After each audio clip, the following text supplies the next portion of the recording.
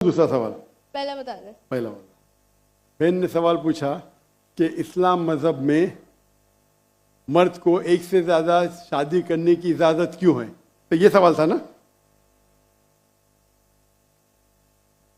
अगर आप पढ़ेंगे दिगर मज़हब की किताब में, चाहे बाइबल पढ़ो, चाहे वेदा पढ़ो, चाहे गीता पढ़ो, चाहे तलमुद पढ़ो, कोई भी मजहबी किताब में ये नहीं लिखा है कि आप एक ही शादी करो। सिर्फ कुरान में लिखा है। कुरान के अलावा आप कोई भी मजहबी किताब पढ़ो, चाहे बाइबल हो, चाहे वेदा हो, चाहे भगवत गीता हो, चाहे उपनिषद हो, चाहे तलमुद हो, कुरान के अलावा कोई भी किताब में नहीं लिखा है कि आप सिर्फ एक शादी कर सकते हैं।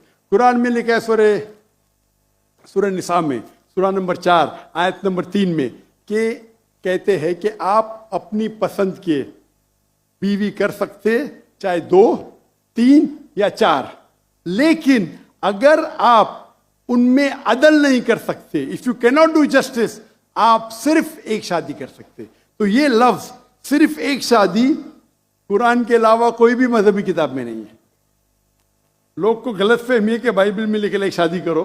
मैंने बाइबल पढ़ चुका हूं, कहानी लिखेला है, भगवत गीता में कहानी लिखेला है। ये तो इंसान के बनाए हुए कानून है। क्या इंडिया में marriage act, Hindu marriage act 1954 में लिखा हुआ है कि आप एक शादी कर सकते। ये चर्च कहता है, अब बाइबल में दिखाओ। मैं तो बाइबल कई बार पढ़ चुका हूं, किधर नहीं लिखा हुआ है कि आप एक शादी करो।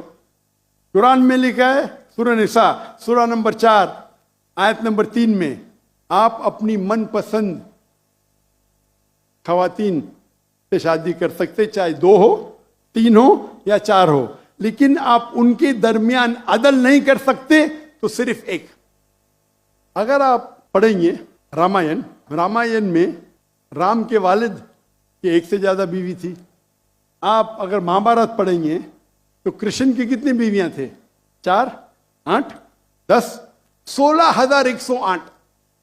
श्री कृष्ण के महाभारत में 16,108 बीवियां थे।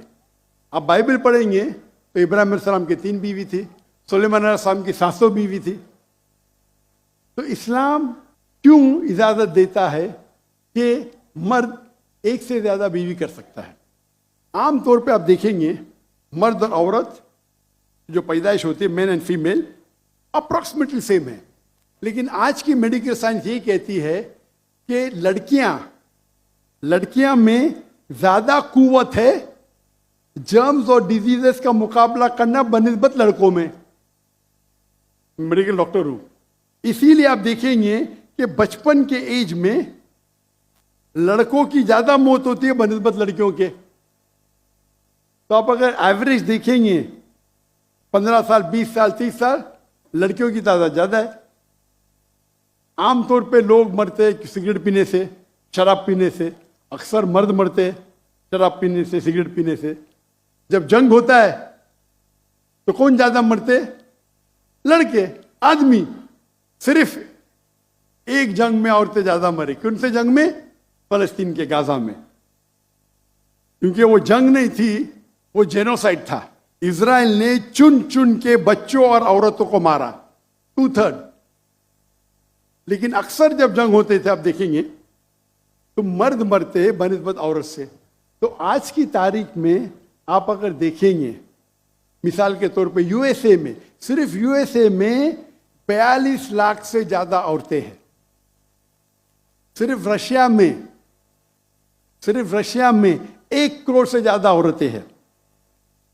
सिर्फ जर्मनी में लाखों औरत मर्द से ज्यादा है। तो अगर आप देखेंगे दुनिया में औरतों की तादाद मर्द से ज्यादा है। मान लो मैं आपकी बात मानूंगा कि एक मर्द एक औरत से शादी करना चाहिए, और अगर यूएसए में हर मर्द ने एक औरत से शादी की, फिर भी 42 लाख औरतें होंगी जिनको शादी के लिए मर्द नहीं मिलेंगे। 42 लाख। आप सोचो, अगर एक खातून को कोई हर मर्द एक औरत शादी करता है तो 42 लाख खवातीन को शादी करने के लिए मर्द नहीं मिलेंगे। तो क्या ऑप्शन है उनके लिए? दो ऑप्शन है, चाहे पहला ऑप्शन है कि वो ऐसे मर्द से शादी करे जिसकी बीवी ऑलरेडी है, या वो बाजारी औरत बन जाए। बाजारी औरत, इतना सख्त लव, मैं इंग्लिश में बोलता हूं पब्लिक प्रॉपर्टी, लोग एतराज लेते, मैं कहता हूं इससे अच्छा लव मेरे पास है नहीं। तो आप कोई भी एक अच्छी खातून को पूछेंगे, अगर आपको शादी के लिए कोई मर्द ऐसा नहीं मिल रहा है जिसके पास कोई बीवी नहीं है, और दो ऑप्शन आपके पास है, ऐसे मर्द से शादी करो जो जिसकी शादी हो चुकी है, या आप बाजारी औरत बनो।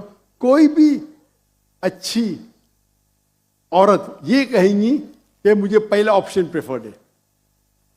और कई वजह है इस्लाम में कि क्यों मर्द को एक से ज्यादा बीवी की इजाजत दी गई। हो सकता है कि उसके बीवी को कोई बच्चे नहीं होते, तो क्या ऑप्शन है, पहली बीवी को तलाक दो और नई बीवी करो, या पहली बीवी को अपने साथ रखो, उसकी कोई गलती नहीं है, और दूसरी बीवी करो, बच्चे पैदा करो। हो सकता है कि आपके बीवी में ऐसी कोई बीमारी है जो शोहर को वो सेटिस्फाई नहीं कर सकी, तो क्या करेंगे, तलाक दे के नहीं शादी करना, पहली बीवी को रखो और दूसरी बीवी से शादी करो, और दोनों को बराबर राइट्स दो, इक्वल राइट्स।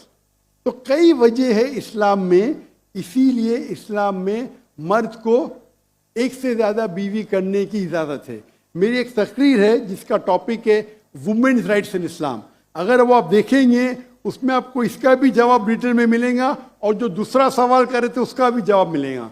वाखिर दावाना अल्हम्दुलिल्लाह रब्बिल आलमीन।